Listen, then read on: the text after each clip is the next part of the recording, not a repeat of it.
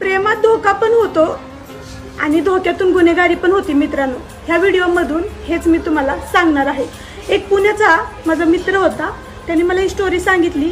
2 मुलं मुलींचं प्रेम असतं, त्यांचं लग्न पण होतं, पण तो मुलगा थोडा गुन्हेगारी क्षेत्रातला होता। लग्नानंतर तो मुलगा काही दिवस जेलमध्ये जातो, ते वॉरंट वगैरे काहीतरी सुटतं ना त्यामधून। जेलमध्ये गेल्यानंतर ती मुलगी त्याला शेवटी प्रेम आहे म्हटलं भेटाय वगैरे तर येत असते, पण नंतर काही दिवसांनी तो मुलगा सुटून बाहेर आल्याच्या नंतर त्याला समजतं ती मुलगी प्रेग्नेंट आहे। तो मुलगा त्याच्या जीवाला एवढं खातो की फिजिकली तो तिच्या जवळच आलेला नसतो, तर ती प्रेग्नेंट राहिलीच कशी। आणि शेवट त्याचं मन एवढं त्या गोष्टीला काही खाऊन उठतं आणि नंतर तो मुलगा स्वतःची आत्महत्या करून स्वतःचं आयुष्य संपवून टाकतं।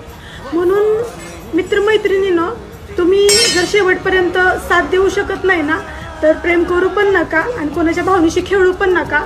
म्हणजे कसं कोणाचं आयुष्य तुमच्यामुळे बरबाद नाही होणार आणि त्याच्या जीवन संपवण्याचं कारण तुम्ही नाही बनणार आणि बनूही नका।